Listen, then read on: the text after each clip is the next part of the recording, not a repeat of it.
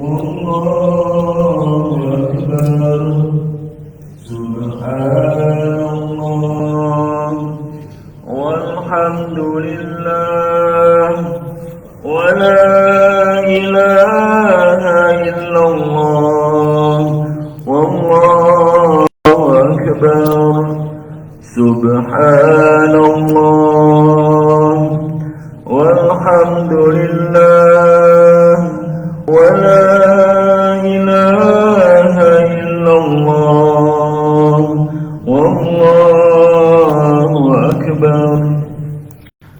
السلام عليكم ورحمة الله وبركاته. الحمد لله الذي أنزل السكينة في قلوب المؤمنين. أشهد أن لا إله إلا الله وحده لا شريك له وأشهد أن سيدنا ونبينا محمدا عبده ورسوله لا نبي بعده. اللهم صل وسلم وبارك على هذا النبي الكريم سيد المرسلين إمام المتقين نبينا محمد صلى الله عليه وسلم وعلى آله وصحبه أجمعين. Jemaah salat subuh, ibu-ibu dan bapak-bapak yang dirahmat Allah Subhanahu wa taala. Puji syukur panjatkan kepada Allah Subhanahu wa taala. Alhamdulillah di sebuah barokah ini kita diberikan nikmat oleh Allah Subhanahu wa taala, nikmat iman, nikmat Islam, nikmat sehat, nikmat taat kepada Allah Subhanahu wa taala, sehingga pada saat ini kita telah melaksanakan ibadah salat subuh berjamaah yang disaksikan oleh malaikat-malaikatnya Allah Subhanahu wa taala. Mudah-mudahan kita sebagai umat Rasulullah sallallahu alaihi wasallam bisa mengikuti ibadah-ibadah yang benar yang dicontohkan oleh Rasulullah sallallahu alaihi wasallam, di antaranya salat berjamaah untuk bapak-bapak, salat berjamaah adalah pahalanya lebih baik daripada sendirian atau di rumah. Jemaah salat subuh yang sangat dimuliakan Allah Subhanahu wa taala, alhamdulillah pada pekan kelima kajian syuruk di bulan Oktober ini, alhamdulillah ada satu terakhir. Ada pekan kelima atau minggu kelima, insyaallah kajian syuruk ini akan diisi oleh Al-Mukarram Bapak Haji Valentino. Alhamdulillah sudah hadir di tengah-tengah kita yang akan memberikan ilmu. Mudah-mudahan kita mendapatkan ilmu yang bermanfaat untuk ibadah kepada Allah Subhanahu wa taala. Untuk itu kita serahkan kepada beliau, sudah hadir di Masjid Bukul Jannah untuk mengisi kajian syuruk pada pagi hari ini sampai tibanya waktu suruh. Demikian, tafadhal masykuran.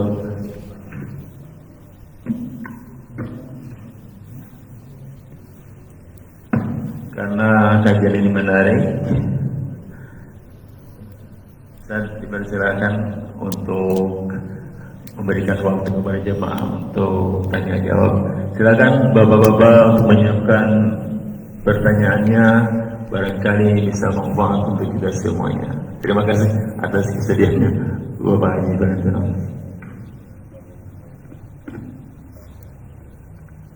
Bismillahirrahmanirrahim. Assalamualaikum warahmatullahi wabarakatuh. Alhamdulillah habbaba ilaina al-iman wa zayyanahu fi qulubina wa karaha ilaina al-kufru wal fusuq wal isyan. Ashhadu an la ilaha illallah wa ashhadu anna Muhammadan abduhu wa rasuluhu la nabiyya ba'dah. Allahumma salli wa sallim ala habibina wa syafi'ina wa maulana Muhammad wa ala alihi wa ashabihi wa man tabi'ahum bi ihsanin ila yaumiddin, amma ba'd. Hadirin jemaah yang dirahmati Allah, jadi benar yang Ustaz katakan ya, innal Qur'an al-fajri kana mashhuda. Sesungguhnya bacaan Al-Quran atau salat di waktu fajar, itu salat subuh, kana mashhuda, sungguh dia disaksikan oleh para malaikat-malaikat Allah, sehingga begitu besar pahalanya.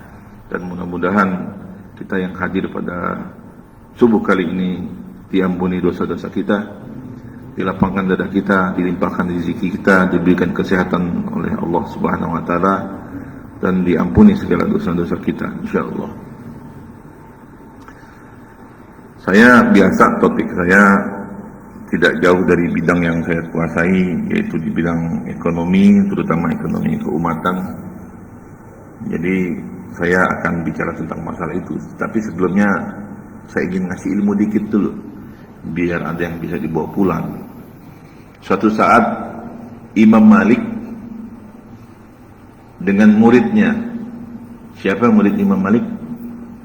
Murid yang paling jenius, Imam Syafi'i. Jadi Imam Syafi'i itu muridnya Imam Malik. Imam Syafi'i lahir di Gaza. Ini imam mazhab besar khususnya kawasan Asia Tenggara. Jadi tadi kita imam surat subuh kunut nazilah. Saya harapkan juga bapak-bapak, ibu-ibu di dalam sholat kita, setelah sholat kita berdoa, kita kirimkan doa untuk saudara-saudara kita di Palestina, wabil khusus di Gaza. Gaza ini kemarin malam semua listriknya diputus. Semua listriknya putus, gelap, internet udah nggak ada. Jadi kemarin malam terakhir itu kita dapat kabar tentang Gaza. Malam ini, ya malam kemarin nih, udah nggak ada lagi. Jadi 2 malam yang lalu itu listrik sudah putus. Kalau kita masih bisa mengikuti berita tentang Gaza dari jurnalis Indonesia yang menikah dengan orang Gaza yang tinggal di Gaza itu, Hussein ya, kita sudah tidak bisa lagi mendapat kabar tentang itu karena listriknya sudah diputus, internet sudah tidak ada lagi.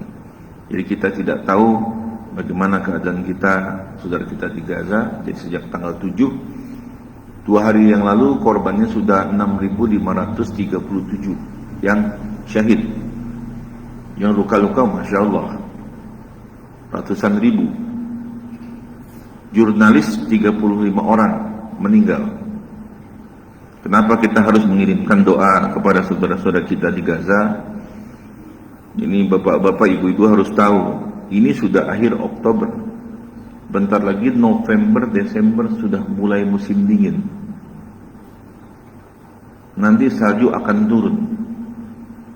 Bagaimana keadaan saudara kita itu di tengah kegelapan, tanpa pakaian yang layak, tanpa air, tanpa listrik, tanpa makanan, tanpa minuman? Bagaimana keadaan mereka? Kita masih enak dalam rumah kita, panas siang 37, 38, nyalain AC dingin, lapar tinggal buka kulkas, ambil kardus Indomie, masak telur, Indomie telur. Tapi bagaimana saudara kita yang kedinginan meregang nyawa? Tapi itu hebatnya Gaza, kota kecil yang cuma 1,5% dari Palestina. Kalau West Bank tepi barat itu 22,5%. Jadi cuma 23,7% saja di Palestina. Tinggal dari 100% tinggal 23. Ya, jadi kirimkan doa kita. Kalau kita ada sedikit rezeki, kirimkan kepada lembaga-lembaga terpercaya untuk bisa disalurkan untuk membantu saudara-saudara kita. Setidaknya kirimkanlah doa. Ad-doa silahul mu'minin. Doa itu adalah senjatanya orang-orang yang beriman. Dan sungguh orang-orang Gaza, mayoritas mereka adalah penghafal Al-Quran. Mereka tidak punya apa-apa kecuali mereka hanya punya Al-Quran dan punya Allah. Oleh sebab itulah mereka dilindungi oleh Allah, mereka dijaga oleh Allah. Sampai hari ini pun yang kecil itu tidak bisa dikalahkan oleh Zionis Israel, karena backup mereka Allah Subhanahu wa taala, Rabbus samawati wa Rabbul ardi wa Rabbul bainahuma wa Rabbul tahtal arsh. Jadi kalau yang sudah backupnya Allah, siapa yang bisa mengalahkannya? Berikutnya Imam Syafi'i dengan Imam Malik ini ada dialog, diskusi tentang masalah rezeki. Pendapat Imam Malik, kalau rezeki itu kamu tenang aja, kita tenang aja, karena rezeki sudah diatur sama Allah, sudah diberikan oleh Allah. Wa ma min dabbatin fil ardi illa 'alallahi rizquha. Dan tidaklah makhluk yang melata di atas bumi kecuali Allah berikan rezekinya, sudah jamin rezekinya. Jadi tugas kita cuma tawakal sama Allah, sepenuh-penuhnya tawakal, yakin kepada Allah bahwa Allah akan berikan rezeki. Wa may yattaqillah yaj'al lahu makhraja wa yarzuqhu min haitsu la yahtasib. Siapa yang bertakwa, yakin benar Allah Rabbus samawati wal ard, Allah yang menciptakan kita, mematikan kita, termasuk memberikan kita rezeki. Wa may yattaqillah yaj'al lahu makhraja wa yarzuqhu, diberikan jalan keluar dan diberikan rezeki dari tempat yang tidak disangka-sangka. Jadi tugasnya kita cuma yakin sama Allah, takwa sama Allah, percaya sama Allah bahwa Allah yang akan mencukupi segala kebutuhan kita, Allah yang akan mengantarkan rezeki kita. Jadi ilmunya ilmu takwa, ilmunya ilmu pasrah, ilmunya adalah total surrender, sepenuhnya berserah diri kepada Allah, sebagaimana dilakukan saudara-saudara kita di Gaza. Itu pendapat Imam Malik. Imam Syafi'i punya pendapat juga. Tapi Syekh, meskipun rezeki sudah diberikan Allah, tetap kita harus berusaha, tetap harus bekerja, tetap harus menjemputnya. Tidak mungkin nasi yang dihidangkan di depan muka kita bisa kita makan kecuali kita mengambilnya dan memasukkan ke mulut kita. Dan dalilnya seperti cari rezeki, terbanglah kamu seperti burung yang terbang dari sangkarnya, meninggalkan sangkarnya di pagi hari dalam keadaan lapar, kemudian terbang mencari rezeki, dan dia kembali pada sore hari dengan keadaan perutnya kenyang. Jadi dalam Quran diceritakan tentang begitu. Kalau kita mau tanya pendapat Imam Syafi'i atau Imam Malik yang benar, gimana? Dua-duanya, orang dua-duanya imam besar, mahzab besar, ya kan? Mahzab besar dua-duanya ini, Imam Maliki, Imam Syafi'i, dua-duanya pasti benar. Kalau bapak ibu milih yang mana? Milih yang mana? Kalau saya milih kedua-duanya. Saya milih dua-duanya. Udah setelah Imam Syafi'i punya pendapat, Imam Syafi'i ada keperluan, ya Syekh, saya takzin. Syekh, saya izin, ada keperluan. Keluar Imam Syafi'i dari majelisnya Imam Malik. Begitu keluar, di perjalanan dia ketemu temannya. Ya Imam Syafi'i, ya Syafi'i, saya butuh bantuan kamu. Apa? Saya lagi panen anggur. Bantuin ya. Dibantuin sama Imam Syafi'i. Bantuin, panen anggur nih kan. Panen anggur. Bantuin, selesai dibantuin. Imam Syafi'i dikasih hadiah 1 keranjang anggur sama temennya punya kebun. Pulang dan Imam Syafi'i itu begitu. Sambil mau pulang dia ingat pendapatnya waktu sama Imam Malik. Kalau saya enggak bantuin teman saya panen anggur ini, enggak mungkin saya dapat sekeranjang anggur. Belok lagi ke masjid lagi, datang duduk. Syekh, aku ingin mentakkid, meneguhkan pendapatku. Lihatlah sekarang, aku dapat 1 keranjang anggur. Tidak mungkin aku mendapatkan sekeranjang anggur ini kecuali aku membantu temanku. Kan begitu. Imam Malik cuma senyum saja. Senyum. Begitu juga denganku Syafi'i. Engkau tahu dari pagi sampai dengan sore hari ini aku hanya mengajar. Di siang hari ini aku rasakan betapa panasnya siang ini. Dan aku berpikir alangkah enaknya kalau makan anggur. Tiba-tiba engkau datang kepadaku dengan membawa sekeranjang anggur. Masya Allah. Imam Syafi'i, Imam Malik itu tenang aja gitu kan, datang sendiri itu.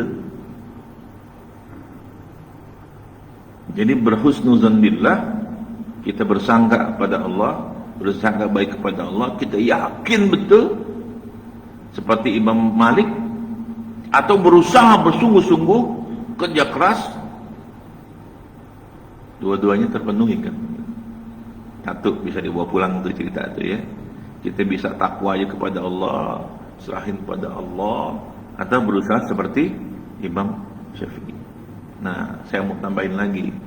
Yang cerita ini ya saya baru dengar beberapa hari yang lalu dari Husain itu, wartawan yang di Gaza itu. Suatu saat Syekhul Jihad Abdullah Azam. Jadi Abdullah Azam itu julukan Syekhul Jihad, Syekhnya jihad. Dia itu orang Saudi Arabia, tapi berjihad di Afghanistan dan menjadi pemimpin jihad di Afghanistan. Abdullah Azam. Suatu saat ada orang datang ke rumahnya Abdullah Azam bertanya, "Ya Syekh, ma makna wajahidu fi sabilillahi haqqa jihadi?" Syekh, bagaimana, apa yang dimaksud dengan makna berjihadlah kamu di jalan Allah dengan sesungguh-sungguhnya? Berusahalah kamu di jalan Allah dengan sesungguh-sungguhnya. Ma makna wajahidu fi sabilillah, dan berjihadlah, bersungguh-sungguh kamu di jalan Allah, haqqa jihadi, dengan sesungguh-sungguhnya jihad. Sama Imam Abdullah Azam, Syekh Abdullah Azam ini anak muda yang bertanya, diajak ke lapangan stadion lah, diajak lari Pak, diajak lari keliling 1, 2, 3, 4, 5, 6, 10, 20, 30, kagak kuat, mudah berhenti. Abdullah Azam itu masih lari terus, karena memang dia mujahid yang fihi terlatih, terus berlari, terus berputaran. Ini anak muda bingung. Saya tanya apa artinya jihad, kok malah diajak lari keliling stadion. Terus nih, saya Abdul Azam berlari terus sampai pelan nggak kuat, terus lari, masih terus sampai akhirnya jatuh, rubuh, pingsan. Hasilnya pingsan, dibawa ke rumah, diobatin. Setelah disadar, tanya, "Ya Syekh, aneh nanya sama ente, apa arti jihad dengan sesungguh-sungguhnya? Kenapa ente ajak lari?" Nah itu katanya, kamu berusaha sampai semaksimal mungkin, sampai kagak kuat lagi, sampai pingsan. Jadi Masya Allah ya. Jadi bagi kita yang mungkin rezekinya masih seret, ada masalah yang belum selesai, mungkin kita belum wajahidu fi sabilillah haqqa jihadi, kita usahanya masih belum maksimum, kita belum sungguh-sungguh, masih setengah-setengah, cuman begini doang aja, belum kita usaha. Coba cara A, cara B, cara C. Ini Masjid Babul Jannah ya, betul ya? Lagi kekurangan duit nggak? Nah, banyak. Sama Pak, di Kriya Tuasi juga begitu. Ya. Jadi kalau yang biasa sholat Jumat, sekali-sekali sholat Jumat di Kriya, itu kan diumumin tiap Jumat tuh. Defisit. Padahal kan itu kan kelompoknya menengah ke atas gitu ya, masih defisit juga. Juga mana nggak defisit, kajiannya setiap malam. Senin sampai Minggu, Sabtu Minggu ada kajian subuh. 7 tambah 2, 9. Jumat 4 kali, belum ibu-ibunya. Jadi defisit. Terus kalau defisit gimana? Mikir kan? Sama, istri saya punya sekolah nggak jauh di Gas Alam sini, sekolah Alam Asdur Insan Mulia. Tadinya siswanya banyak, 500. 10 tahun saya biayain, nggak tahu berapa ratus juta, miliar. Negatif 4 tahun terakhir, untung dikit, rugi dikit. Untung dikit, rugi dikit. Tapi di 3 tahun kemudian, jadi setelah 14 tahun masuk 15, 16, 17, lagi COVID, semua bisnis lagi turun begini, justru itu sekolah begini naik 178%. Tahun berikutnya naik lagi 56% dari 178. Tahun 2023 ini, tahun ajaran kemarin tuh bulan Juli, harusnya naik lagi 60%. Jadi hat-trick 3 tahun berturut-turut. Ya, tapi rupanya ada yang pengen kita salah ngangkat orang, masih saudara juga, gitu kan, saudara seiman yang kita percaya, yang udah dia di tempat kita 7 tahun, kita ajarin bisnis, saya operasi jantung, saya tinggal tuh bisnis, istri saya ngurusin saya, ditinggal juga. Tiba-tiba di 3 tahun terakhir, setahun itu penerimaan duit cash flow-nya antara 4 sampai 7 miliar. Ada yang matanya hijau, dirampok itu sekolah. Siswanya dibawa lari semua, gurunya 57 dikeluarin, dibawa bikin sekolah sendiri. Dia manajemen keluar juga, duitnya dikuras. Kejadiannya akhir Desember tanggal 25 atau 26. Tanggal 10 Januari, ada Pak Sukro kan JSIT. 10 Januari tahun ajaran baru kan, semester baru kan. Guru kagak ada, murid kagak ada, manajemen kagak ada, duit kagak ada. Dan keputusan kita, ini sekolah tetap kita lanjutin. Cuman punya waktu 10 hari. Pesan satu, kalau bisnis jangan ditinggal. Kalau ditinggal, hilang. Nah sekarang, waktunya cuma 10 hari. Murid kagak ada, dari 500 kagak ada. Duit kagak ada, guru kagak ada, manajemen kagak ada. Saya tinggal berdua sama istri saya. Sebagai pemilik, sebagai pendiri. Dimaki-maki sama 500 orang. Orang tua yang panik. Jadi memang ini TSM, terstruktur, sistematik dan masif perampokannya, kalau saya bilang begitulah ya. Kalau bapak ibu jadi saya dalam kondisi gini gimana? Wah, tutup pak, kan gitu kan? Tutup kan? Muridnya kagak ada, gurunya kagak ada, manajemennya kagak ada, duitnya kagak ada. Technically bankrupt. Secara teknis ternyata bisa bangkrut kan? Tapi apa yang saya bilang sama istri saya? Saya ngadepin kayak gitu udah berkali-kali pak. Saya cuma bilang sama istri saya. Jadi di antara kepanikan itu harus ada satu yang tenang pak. Dan saya adalah posisi satu orang yang selalu harus tenang. Ibaratnya ini kapalnya dibocorin, dibakar, penumpangnya dievakuasi, rampok semua, logistiknya dikuras, kru kapalnya dibajak juga. Jadi yang harus dilakukan apa?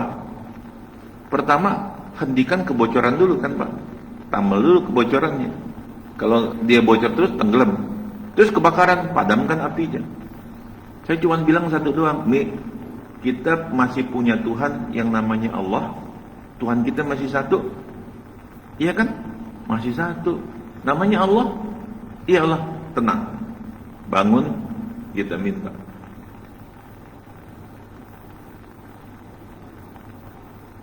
Krunya diambil, siswanya diambil, gurunya 57 diambil, manajemennya lari, duitnya dikuras, meninggalkan hutang pak. Baru beli aset tanah, kredit 1,6 miliar. Seru kan? Dia gini aja pak. 10 hari selesai semuanya pak. Siswanya dapat 85 orang, gurunya dapat 28 orang. Duit saya colek adik saya, adik ipar, dek bantu balikin duit-duit orang yang dirampokkan, karena tahun ajaran baru udah 150 siswa kan, duitnya udah kagak ada, balikin berapa miliar. Punya utang 1,2 miliar. Gini aja. Sebulan yang lalu lunas. Wa may yattaqillah yaj'al lahu makhraja wa yarzuqhu min haitsu la yahtasib. Jadi kalau bisnis kagak boleh ditinggal. Di antara kepanikan harus ada yang tenang, yang berpikir rasional. Isi saya mau ada stres aja, minggir. Kamu keluar, ini kayak di aula Pak, aula kita bisa masuk 600 orang, datang 500 orang tua marah-marah. Stres di saya, kamu keluar lewat pintu samping, saya hadapin sendiri ini orang tua. Nanti kamu baca WA saya, lakukan apa yang saya perintahkan. Dia keluar, saya dimaki-maki, dicaci maki sama 500 orang tua. Yang panik Pak, panik lah. Gurunya nggak ada, anak gue mau kemana kan? Akhirnya pindahin semua. Ibu-ibu, bapak-bapak, kondisinya begini, silakan marah, tapi jangan colek hidung saya. Kalau colek hidung saya, kriminal. Kalau mau dibilang, wah caci maki, kasar apapun, saya hadapin. Tenang, saya ngadepin 500 orang Pak. Apa? Saya udah pernah. Bisnis kan biasa risiko. Dipanggil pengadilan Jakarta Selatan. Saudara terdakwa. Kasus perdata Pak, bisnis. Berdiri saya. Ngadepin hakim jaksa. Yang ngadepin hakim jaksa polisi Pak, biasa. Ngadepin orang tua yang marah mah kecil Pak. Ya, jadi pelajaran bisnis jangan ditinggal. Apalagi ninggalin Allah. Bisnis ditinggalin hancur, kalau tinggalin Allah susah kita. Ya, dua. Kita masuk ke pengantar dari kita. Saya ingin bacakan sedikit angka. Apa arti angka ini bagi Anda, bagi kita? Ada 850.000 masjid di Indonesia dan musola. 850.000 masjid. Ada 245,5 juta penduduk muslim. Sekarang nih Pak, 278 penduduk Indonesia, 87,3%-nya muslim. Jadi kurang lebih 245,5 juta penduduknya muslim. Nanti tahun 2030 penduduk Indonesia itu akan berjumlah 350 juta. Di mana yang model umurnya saya, Pak Sukro, yang udah jenggotnya putih, rambutnya putih, nanti jumlahnya tinggal 70 juta. Selebihnya kan 350, 17, jadi 280 juta adalah milenial dan zilenial. Dahsyat ini. 30.000 pesantren. 29 sekarang 30.000. Kemarin saya ketemu dengan teman-teman Depak yang ngurusin pesantren-pesantren, kurang lebih 30.000 ustaz pesantren. Ada Pak Sukro, JSIT, sekolah-sekolah Islam ada berapa ribu, universitas kampus muslim ada berapa ribu, dan lain-lain, dan lain-lain, dan lain-lain. Bagaimana kita memandang arti angka ini? Sayangnya, semua itu cuma jadi pasar, cuma jadi konsumen. Menjadikan kan? Kita cuma jadi objek penderita. Ini 2024 Pilpres, Pilkada, Pemilu, apa yang akan terjadi? Wallahu a'lam bishawab jawabannya. Mudah-mudahan Allah kasih pemimpin yang adil, pemimpin yang jujur, pemimpin yang bisa membawa Indonesia ini menjadi negeri yang baldatun thayyibatun rabbun ghafur. Kalau enggak, udah kebayang Pak. 2024 ini sekarang dolar itu sempat nyentuh 16.000 ya. Ini udah luar biasa. Beras semuanya naik. Tahun 2024 akan lebih parah. Gagal panen di mana-mana. Jadi keadaan negara kita ini tidak sedang baik-baik saja. Jadi apa artinya itu angka-angka tadi yang saya sebutkan? Kita tidak pernah berpikir.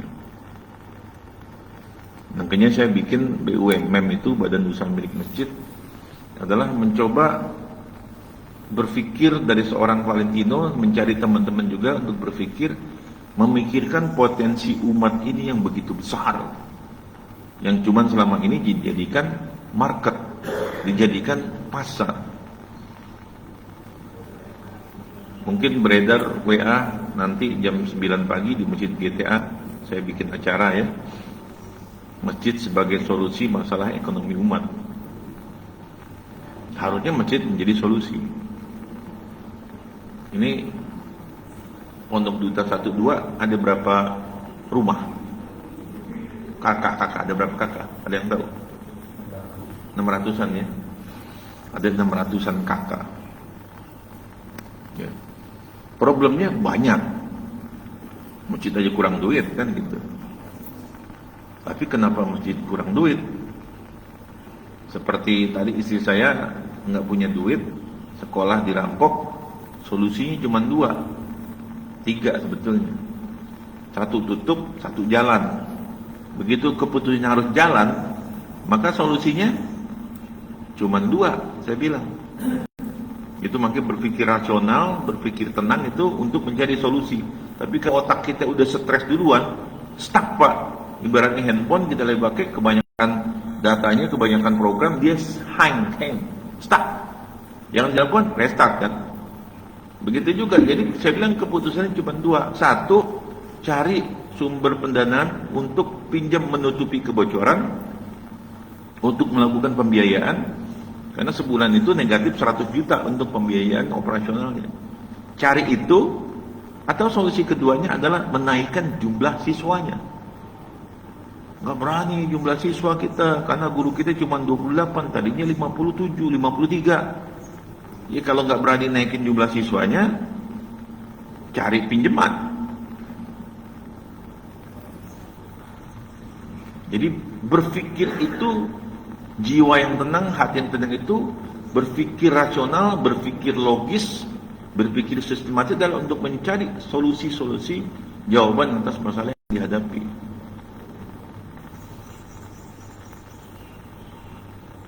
Jumlah 600 kakak butuh makan semua enggak? Butuh makan semua. Butuh minum semua enggak? Butuh minum semua. Butuh hiburan? Butuh hiburan. Ya, kalau 600 kakak saya nggak tahu, jadi berapa ribu kan? Bapak ibu kalau anaknya 3, 5 kali 600 udah 3.000 tuh. Ini pasar. Satu sisi pasarnya ada, penduduknya ada, dan di antara 600 kakak itu ada warga-warga yang punya keahlian A, B, C, D, E, F, G, Z, semuanya ada. Jadi pasarnya ada, marketnya ada, sumber dayanya ada. Tapi kita nggak pernah memikirkan itu. Tanya data masjid ini. Kalau kita ke Jogokarian, saya tanya, Jogokarian bisa saldonya 0 kan? Betul ya? Saldonya 0. Udah pernah studi banding ke Jogokarian? Belum, udah pernah. Banyak yang bisa diterapkan dari Jogokarian di masjid ini dan sudah diterapkan. Saldonya 0. Masjid ini bisa nggak Pak Sukro? Saldonya 0. Nggak bisa. Kalau saldonya 0, itu kamar mandi pasti kotor. Ya, marbot kagak digaji, kagak mau. Muazin kagak dibayar, kagak ada. Jadi masjidnya sepi. Jogokarian bisa. Tahu nggak Bapak kenapa Jogokarian bisa? Kan orang bilang, orang selalu ceritanya saldo 0. Lu pernah pikir nggak kenapa dia bisa? Kan gitu. Pernah bertanya, Jogokarian umurnya udah berapa tahun? Berapa tahun? 70-an lebih. Udah 76 tahun lebih tuh Jogokarian itu masjid. Dia punya database, Jadi sekarang tanggal berapa ini? 29. Tanggal 3 gajian Pak. Tanggal 29 ini duit Jogokarian tinggal 5 juta. Bayar gaji dan lain-lain 70 juta. Minus kan? 65 juta. Tinggal begini Pak. Dia punya database donatur kan. Tik tik tik tik tik. Duit tinggal 5 juta. Silakan Bapak Ibu yang zakat di masa depannya ini traktor. Besok udah penuh lagi Pak. Nah kita punya nggak tuh database donatur? Bisa ditiru? Bisa ditiru. Jogokarian itu warganya terdata, ada 3.000 sekian kakak. Itu rumah-rumahnya terdata. Ini rumah hijau, artinya sudah sholat berjamaah di masjid. Ini kuning, kuningnya kuning burem, kuning muda, kadang jemaah, kadang enggak. Ini kuningnya kereng, wah ini lebih banyak enggak jemaahnya. Ini merah, kagak jemaah. Ini merahnya kereng menjelang hitam, non muslim. Jadi dakwah untuk masing-masing segmennya ini ada treatment sendiri kan?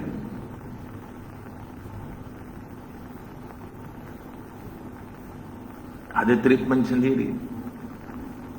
Jadi pentingnya pendataan masjid itu ya begitu. Nah kembali lagi ke angka tadi. Kita nggak melihat bahwa ini masalah kita kurang duit. Cari solusinya adalah cari duit kan gitu kan. Kalau kurang duit, masalahnya ya cari duit. Pikirin orang sebanyak ini, diskusi, ya, pasti ketemu.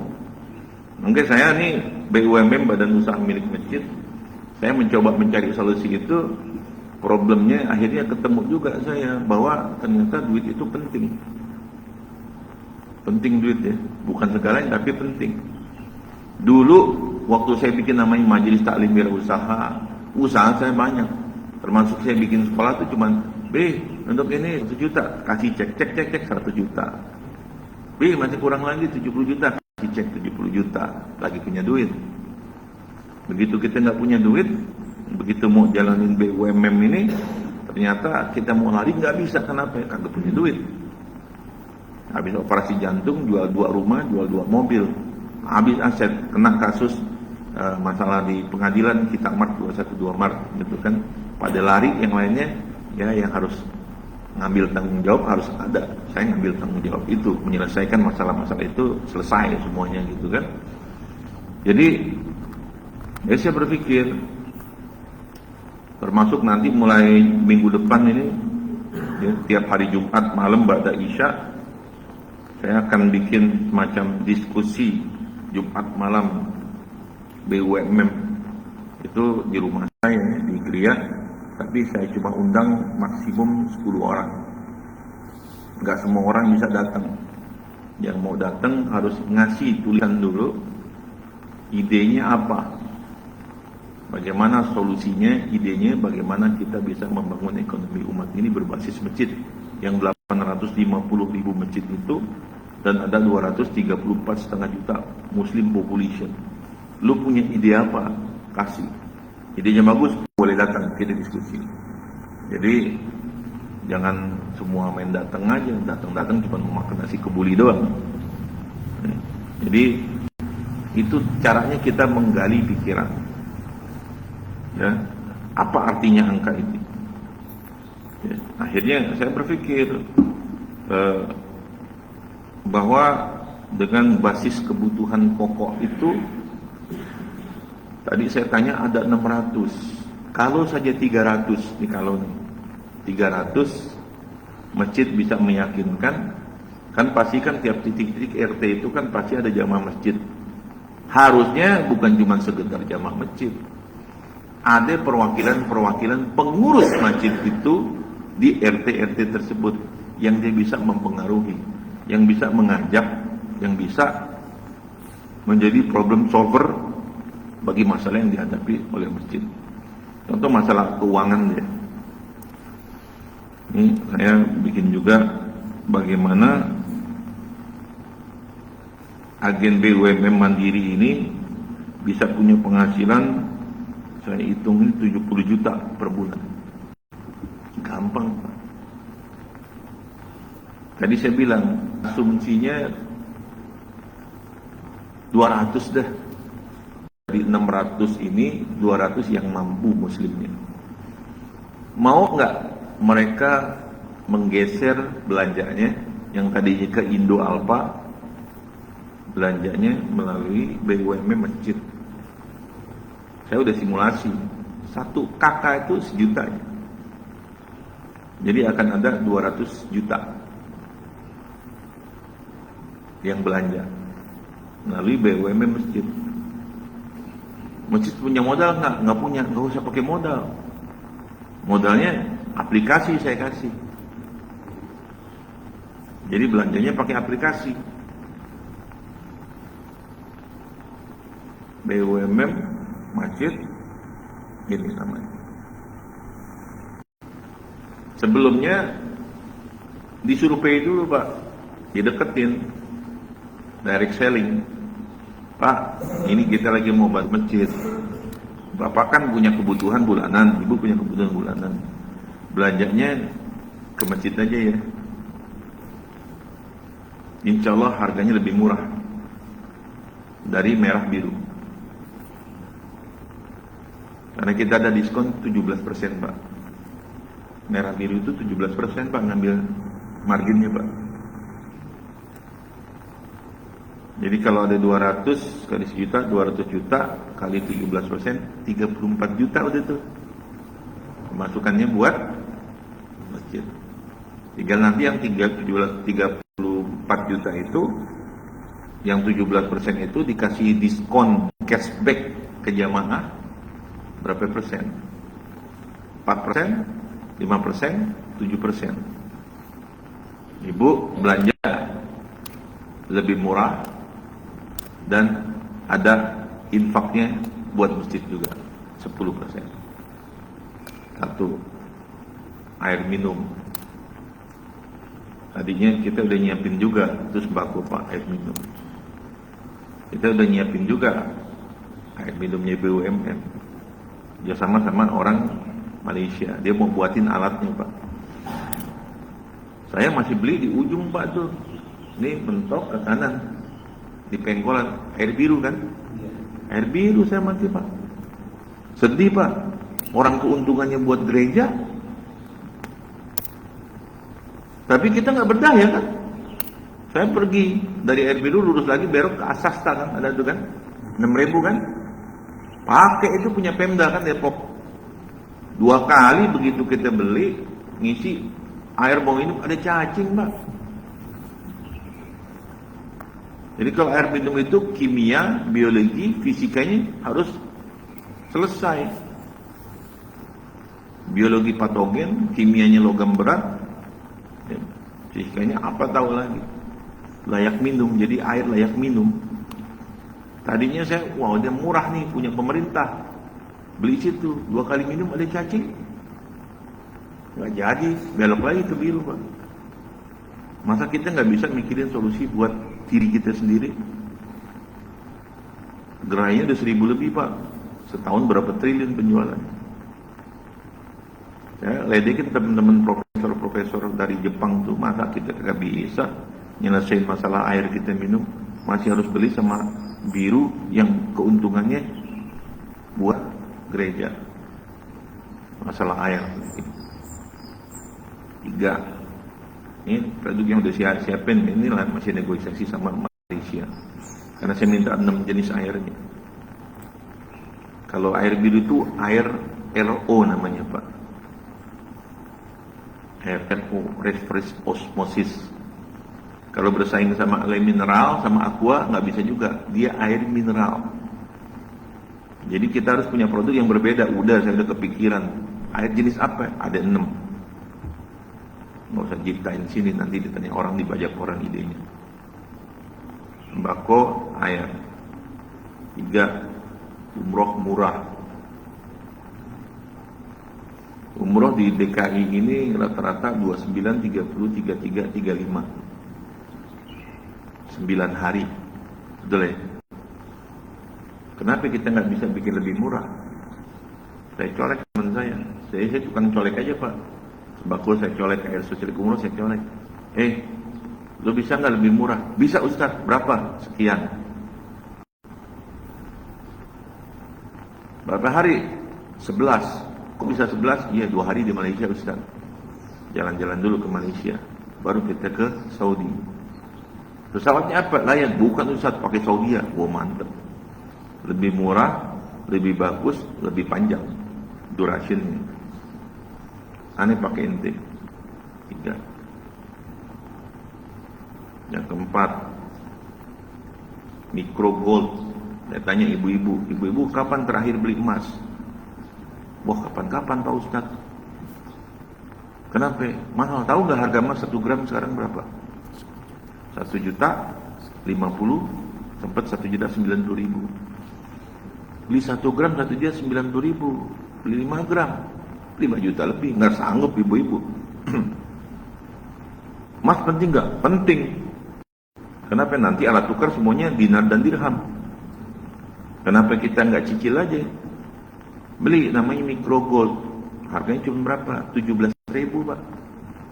Yang mikro ya, kecil tuh mikro. Yang setitik tuh 0,1 gram. Ya, 17.000 kan? Udah ngasih duit berapa? 100.000 kan? 100.000 dapat berapa? Dapat 7 kan? Dapat 7 lembar. Yang 0,01. Setiap bulan beli sembako 1 juta, beli emas 105.000, dapat 7. Udah setahun itu yang 7 kali 12, jadi 84, ya kan? Jadi 100 keping bawa ke BUMN kita. Saya mau tukerin emas saya sama logam mulia antam yang 5 gram, 10 gram. Saya hitung ini ada 5 gram, saya hitung 10 gram. Bawa mana barangnya? Scan code, kan ada barcode-nya.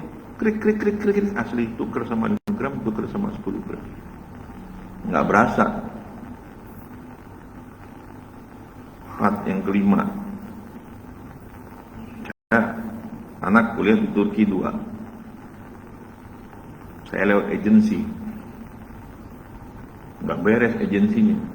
Akhirnya agensinya bubar, orangnya ditahan polisi, ditangkap.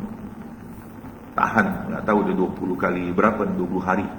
Jadi penahanan kalau tangkap polisi, tahan Pak polisi 20 hari. Nanti perpanjang lagi 20 hari lagi, panjang lagi 20 hari lagi.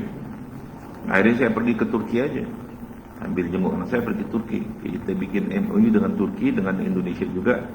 Saya bikin sekolah ke Turki. Kenapa lo bikin udah mahal kagak beres lagi kan? Mudah. Jadi kalau 5 program itu jalanin itu, individu yang mau jalanin atau masjid yang jalanin itu insya Allah 70-80 juta sebulan. Artinya 1 tahun 1 miliar. Ini saya udah ngomong kayak gini Pak. Makanya saya bikin namanya BUMN agen mandiri buat individu. Tadinya saya ngomong ke masjid, masjid banyak pertanyaan. Begitu kita datang ke masjid, staf saya itu pakai name tag, ya pakai kartu tugas, pakai surat tugas, pakai kartu nama, datang ke masjid. Kita terangkan ini kita punya BUMN, programnya 1, 2, 3, 4, 5 yang itu bisa penghasilan untuk masjid. Jadi penghasilan untuk masjid. Malah dicurigain, ini mau minta sumbangan yang ke masjid. Bukan, kita mau ngasih duit ke masjid, bukan mau minta sumbangan. Udah saya bilang kalau masjid banyak tanah, gak usah masjid, individu aja yang mau. Dia tawarinnya programnya ke individu. Siapa yang mau punya penghasilan, jalanin, ikutin program kita. Nanti kalau masjid ternyata udah jalan bagus, masjid mau ikut, ya masjid nginduk ke sini. Nggak dapat duit banyak saya bilang. Nah itu baru ada yang protes, Ustadz nih kayaknya baru jadi iya. Memang pertama kali kita bentuk pasarnya dulu Pak, pasar. Ini ada 600. Kemudian nanti kita pikirin produk substitusinya apa, penggantinya. Coba kalau saya tanya, ini pengganti Pepsodent, ada nggak? Ada Ustaz, apa? Citaden, apalagi Ya dia juga kan kayak gitu. Nggak ada kita yang punya. Penggantinya harganya sama 13.000 juga kan. Akhirnya saya ketemu kemarin sama orang dari Korea datang nge-approach saya. Ustaz Faldi dong, kami dari Atomi kita punya produk begini. Kasih dong, antar. Iya. Oh Korea, teknologinya apa begini? Saya bisa pastikan produk lo lebih bagus daripada produk lokal. Harga berapa? Harganya 50% lebih murah. Ya udah, gua pakai lo. Jadi sebagai produk substitusi. Ada berapa produk? 500. Kita bikin MOU. Tapi kasih syarat, saya bilang syarat pertama harus ada halal. Iya Pak Ustaz. Kalau yang belum halal kami tidak akan kasih Ustaz. Yang kedua syaratnya adalah keuntungan dari produk ini kerjasama dengan BUMN harus dibagi kepada jamaahnya atau membernya BUMN. Syarat kedua. Jadi Ustaz 70% kita kembalikan ke BUMN. Syarat yang ketiga, duit keuntungannya nggak boleh lari ke Korea, harus beredar di Indonesia. Oke, alaman tuh. Jadi sebetulnya potensi kita banyak, cuman kita malas berpikir. Karena malas berpikir, kita berhenti di situ. Seperti tadi Syekh Abdullah Azam, kita nggak pernah berlari sampai maksimum kita, sampai nggak kuat lagi. Lari aja. Dan seperti pagi ini saya ngomong. Ini apakah omongan saya berhenti sampai sini? Mungkin, tapi pasti tidak. Jadi sesuatu yang pernah kita ucapkan, ini energi saya kan energi mulut diubah jadi elektrik, ya menjadi energi suara kan. Yang saya ucapkan 1 detik ini, apakah dia hilang? Tidak, dia akan memanjar kan? Memanjar nih. Nggak tahu dengan kecepatan berapa. Kalau cahaya kan 300.000 km per second. Kalau suara nggak tahu berapa tuh. Dia memancar. Dia dengar di sini sekian banyak orang, pasti akan menyebar juga kemana. Dan saya percaya dia akan kembali dalam bentuk yang lain. Karena dalil sederhana, faiza azamta fatawakkal Allah. Kalau kamu sudah punya azam, tawakal kepada Allah. Kenapa saya ngotot bangun ekonomi basisnya masjid? Sederhana alasan saya. Tadi 850.000 masjid, 234,5 juta muslim population. Yang ketiga hadis Rasulullah, sab'atun yuziluhumullahu yaumal qiyamah ya la zillin illa zilluh. Ada 7 golongan yang akan mendapatkan naungan dari Allah pada hari kiamat, dan zillin illa zilluh, pada hari tidak ada naungan kecuali Allah. Yang rokmu salis nomor 3, rijalun qalbuhu mu'allaqun fil masjid. Orang-orang yang hatinya terikat sama masjid. Siapa? Imam masjid, marbot masjid, DKM masjid, ustadz masjid, atau orang-orang seperti saya yang mengajak kita memakmurkan masjid. Itu berhak mendapat naungan dari Allah Subhanahu wa taala. Alasan terakhir, ketika saya dioperasi jantung, dibuka toraknya, dadanya dibuka, tulang rusuknya dibuka, jadi jantungnya diangkat, ditaruh di piring, dicabut pembuluh aortanya, mati 6 jam saya. Technically saya mati suri 6 jam. Jantungnya berhenti berdetak 6 jam karena di luar tubuh di piring. Kenapa? Kalau yang operasi jantung bypass Pak, ganti ring, nggak perlu keluar itu barang, jantung nggak perlu keluar. Cukup dari pakai kateter, masuk pakai ring, namanya kardiovaskular, penyumbatan. Tapi kalau jantungnya bocor, ini komponennya harus diganti. Dia turun atau dia buka, kalau ternyata dia serambi kiri, mitral left surgery namanya itu, dia buka, ganti komponen pakai titanium. Kalau Bapak nempelin kupingnya ke jantung saya, ke dada saya, kedengaran suara jam, tik tik tik tik tik tik, jam 1 berdetik 1 detik sekali, jantung saya 1 detik 2 kali bunyinya. Pernah mati 6 jam. Alhamdulillah sehat lagi, bisa datang ke Babul Jannah. Besok mati beneran besok. Umurnya habis mati. Terus yang nemenin kita di amal apa ya? Cuman satu, kubur. Dikubur cuman amal. Dikubur teman kita cuman amal. Biasanya mau apa? Ya, pengen amalnya amal kolektif kan, banyak. Saya ngomong masjid apa? Harapan saya nanti begitu saya mati, nih amal datang nemenin saya dikubur. Sederhana aja alasannya. Makanya saya ngajak, yuk. Ternyata begitu kita jalanin nih Pak BUMN Pak. Begitu saya jalanin ternyata berhasil Pak. Untung nggak Pak? Untung.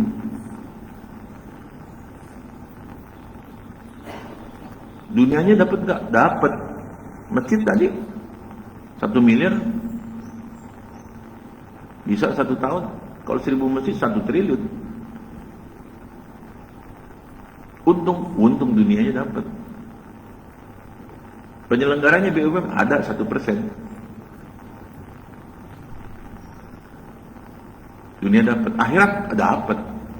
Ternyata begitu saya jalanin di BUMN, kagak berhasil, gagal. Untung nggak? Tetap untung. Akhiratnya dapat kan? Lah, saya melakukan suatu bisnis yang bisa untung dunia akhirat. Kenapa saya berhenti kan? Untungnya udah pasti. Dunia yang saya dapat, kalau berhasil dunia akhirat, kalau gagal dapat akhirat. Ya sudah. Ini adalah perniagaan yang tidak pernah rugi. Dia bilang, jalan aja. Kalau perlu rumah gadein rumah.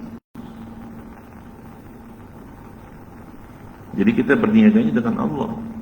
Karena sedih aja Pak, kita mayoritas muslim yang konglomerat cuma bisa nyebutnya Khairul Tanjung, Sandiaga Uno, Yusuf Kala. Siapa lagi ya? Susah. Orang nomor terkaya di Indonesia balik lagi sekarang Rudi Hartono sama Budi Hartono. Tahun lalu Lau Tok Wong, pengusaha batu bara. Dari 50 orang terkaya di Indonesia cuma 1 muslim, Khairul Tanjung, Transcorp. Apakah dia menjadi mujahid fisabilillah untuk umat? Nggak usah ngomong, kita lihat aja kan gitu. Jadi umat ini memang perlu Abdurrahman bin Auf, Utsman bin Affan zaman now. Yang itu kita nggak punya. Rasulullah itu Islam berkembang karena pertama kali didukung oleh istrinya Khadijah binti Khuwailid. Yang kekayaan Khadijah itu kalau seluruh orang Mekah dikumpulin, dia paling kaya. Ada Khadijah, ada Abu Bakar, pengusaha juga. Ada Utsman bin Affan di Mekah. Di Madinah ada Sa'ad bin Rabi. Sa'ad bin Rabi ini levelnya Abdurrahman bin Auf, kekayaannya sama. Indonesia, ya susah kita dakwah karena nggak ada fulus, nggak ada duit. Terus kita marah-marah gitu, kita demo, kita anti asing, asong, Cina, cuman bisa begitu doang. Kalau nggak ada, caranya gimana? Adain gitu. Saya berpikir sederhana, ya kalau enggak, ya kita adain aja. Kalau mungkin nanti hasilnya 10, 20, 30, 50 dan kadang, tapi gerakannya ini harus dimulai, gerakan ini harus dilakukan. Dan saya percaya, someday pasti terjadi perubahan di negara ini. Suatu saat umat Islam Indonesia pasti mengambil peranan di negara ini. Cuman masalahnya pada saat kesempatan itu datang, apakah kita siap? Cara terbaik untuk meramal masa depan adalah dengan menciptakannya. Bukan dengan marah-marah, anti asing, asong, Cina.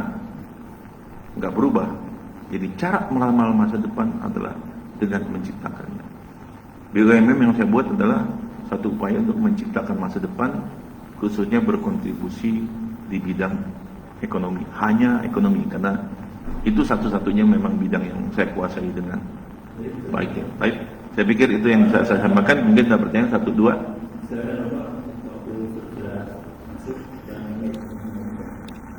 Ya. Assalamualaikum warahmatullahi wabarakatuh. Assalamualaikum. Saya mau nanya, yang sudah kira-kira eksis atau berjalan itu sebagai model di mungkin pengurus di sini itu kira-kira di mana dan gambarannya seperti apa gitu yang sudah model apa bisnisnya sudah ada gitu. Terima kasih. Assalamualaikum warahmatullahi wabarakatuh. Ya, Ya problemnya itu Pak, ketika kita kan model harusnya itu idealnya buat 10 di Depok, 10 di Bekasi, 10 di Tangerang Pak. Karena distribution centernya DC, kita butuh DC Pak. Ya, butuh DC, idealnya bikin piloting model. Nah, masalahnya untuk bikin itu juga mahal biayanya Pak. Jadi santai aja dulu. Jadi sembako dan air itu sementara tawakuf dulu. Sesaat saya lagi negosiasi lagi dengan supplier-supplier lokal di sini di Depok yang bisa memberikan margin 17%. Karena saya minta 17% Pak. Kalau harganya sama Alfamart Indomaret ya percuma kan gitu. Satu gitu. Nah, jadi yang sudah siap ini produk yang bisa segera ditawarkan itu tadi umroh murah bisa dijual. Kemudian micro gold bisa dijual. Kemudian kuliah ke Turki juga sudah bisa dijual. Sementara air dan sembako dalam proses negosiasi akhir. Ya. Paling tidak-tidaknya aplikasinya sudah ada. Termasuk ke depan itu nanti produk-produk jamaah masjid bisa masuk juga. Ya, jadi semacam kita bikin marketplace untuk masjid ya yang bisa dilakukan. Ini biayanya udah keluar 9,5 miliar Pak bikin aplikasinya itu. Ya Alhamdulillah kita gratis Pak. Tapi ada satu perusahaan yang mereka mau membantu sudah mengeluarkan 9,5 miliar. Dia punya 70 orang developer yang akan bantu. Jadi saya cuma manggil kayak gini Pak, datang Pak, gitu kan. Jadi memang idealnya nggak tahu apa kita nanti piloting satu di sini Babul Jannah, satu di Gria, satu di Timah. Jadi satu nih Pak, 3. Jadi kalau 3 masing-masing katakan bisa 200 konsumen kan udah 600 tuh. Itu udah bisa ya, mudah-mudahan nanti saya bicarakannya dengan teman-teman yang bantu saya agar bisa membuat pilot projectnya di 3 tempat ya. Satu di Timah, satu di Pondok Duta, dan satu lagi di Gria. Karena saya pikir masalahnya sama. Di Gria juga sedang masalah defisit. Saya coba ngasih solusi. Ya mudah-mudahan bulan November akhir pilotnya bisa jalan ya. Nanti pagi ini saya ketemu dengan developer saya yang bikin aplikasinya dari Bandung. Saya nanya kesiapannya kira-kira akhir November ini bisa jalan nggak gitu ya. Tapi secara teknikal sih mudah-mudahan akhir November ini bisa jalan Pak ya. Gitu, insyaallah. Memang perlu pilot Pak. Kalau ada pilotnya ternyata untung orang berbondong-bondong Pak. Yang problemnya itu bikin pilot pun butuh duit Pak. Masalahnya kan ketika mau jalankan ini ya harus ada karyawan digaji juga kan. Nah, kondisi saya sedang tidak punya uang. Jadi ya kayak Bang Gim nih, jadi relawan dia Pak, ya bantu-bantu ini jadi relawan dulu. Jadi kita menjadi relawan-relawan dulu yang ya nanti pastinya relawan juga mendapatkan haknya juga Pak. Jadi dicari orang-orang yang memang berjihad tanpa pamrih dulu. Tapi kita udah tahu dunianya pasti ada gitu kan. Begitu Pak jawaban saya Pak ya, insyaallah. Ada lagi? Satu lagi? Cukup, ada satu terakhir.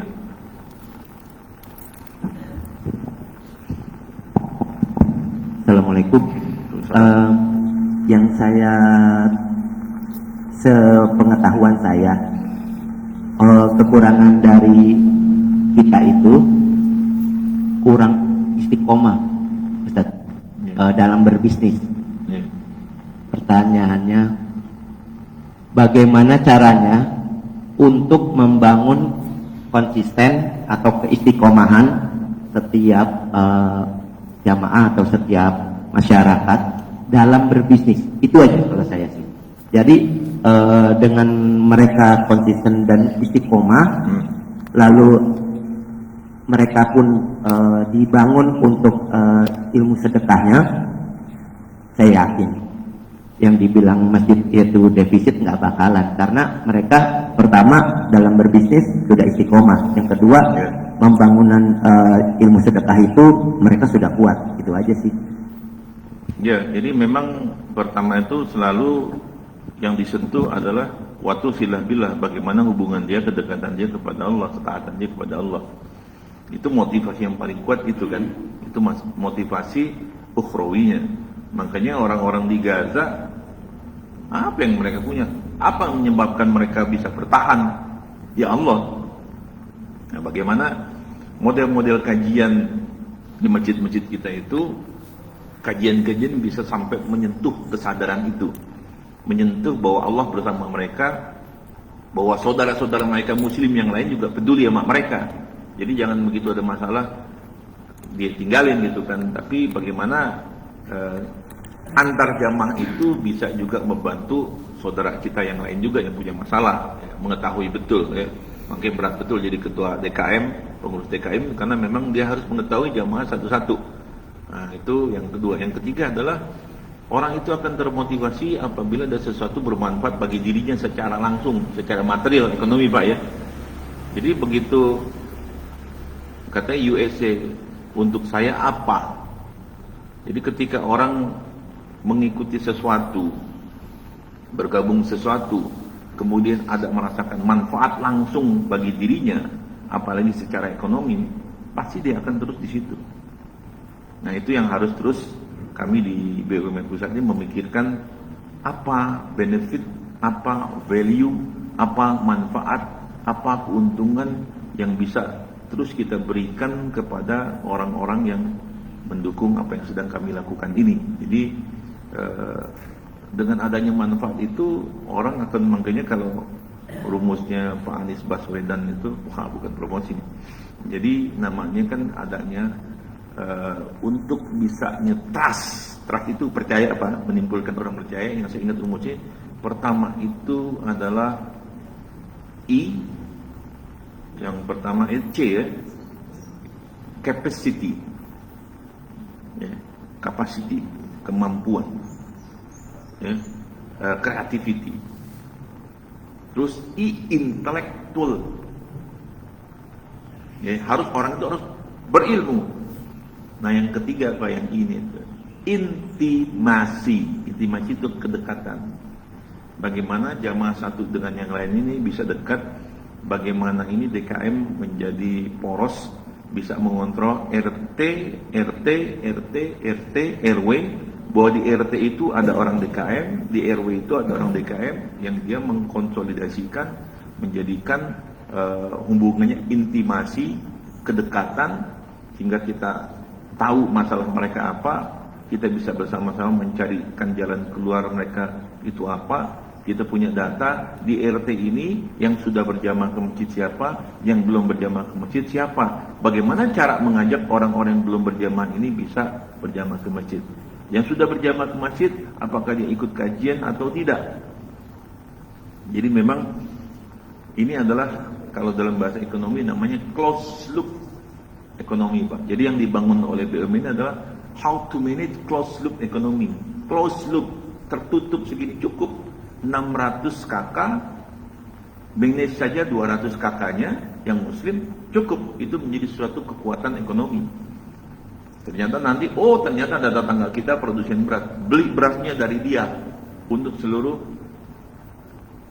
di Pondok Duta ini. Ternyata dia ada produsen telur, beli telurnya dari dia.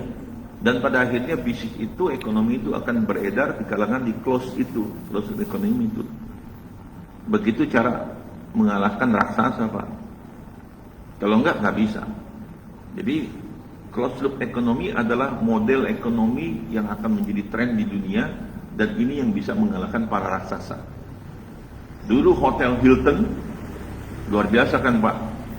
Sekarang kemana Hotel Hilton? Mati Pak, gara-gara ada apa? Ada aplikasi Airbnb. Rumah Bapak kamarnya ada 5, ada 4. Cuman pakai 1. Masukin ke aplikasi Airbnb, jadi untuk tempat disewakan untuk penginapan kan. Ya udah 3 jadi duit buat Bapak. Ya, banyak disrupsi teknologi itu mematikan bisnis-bisnis besar. Jadi nggak bisa kita against dengan the big company, tapi bagaimana yang kecil itu kalau kita bersatu kuat. Nah masalahnya memang umat ini belum bersatu. Untuk menyatukan semua tidak mungkin. Jadi caranya dibikin klaster-klaster Pak. Klaster Pondok Duta, klaster Timah, klaster GTA, klaster Pesona Kayangan. Jadi klaster-klaster ini dihidupkan, kemudian baru nanti di linkage, dihubungkan satu dengan yang lainnya, Pak. Jadi memang it is not easy, tidak mudah, tapi harus dilakukan, harus ada yang memulai. Dan kami termasuk pihak yang mau memulainya. Karena daripada mengutuk kegelapan, lebih baik mulai menyalakan cahaya. Kalau udah gelap, nyalain lilin, Pak, udah tahu, oh arahnya tadi sama. Jadi yang kami lakukan adalah hanya menyalakan setitik cahaya di tengah terowong kegelapan ini. Itu yang bisa saya sampaikan. Aku qauli hadza fastaghfirullahal ghafurur rahim. Kita tutup dengan baca alhamdulillahirabbil alamin. Subhanakallahumma wa bihamdika asyhadu an la ilaha illa anta astaghfiruka wa atubu ilaik. Astagfirullah. Assalamualaikum warahmatullahi wabarakatuh. Waalaikumsalam warahmatullahi wabarakatuh. Subhanallah, barakallah. Materinya menarik sekali. Mudah-mudahan ada yang bisa menjalankan dan bisa yang meniru, sehingga apa yang disampaikan persis menjadi PMN yang luar biasa, Mas. Terima kasih Ustaz, jazakumullah khairan ilmunya. Baik Bapak-bapak dan Ibu-ibu, rupanya sudah lewat sedikit waktu subuh. Kita akhiri dengan ucapan alhamdulillahirabbil alamin. Wassalamualaikum warahmatullahi wabarakatuh.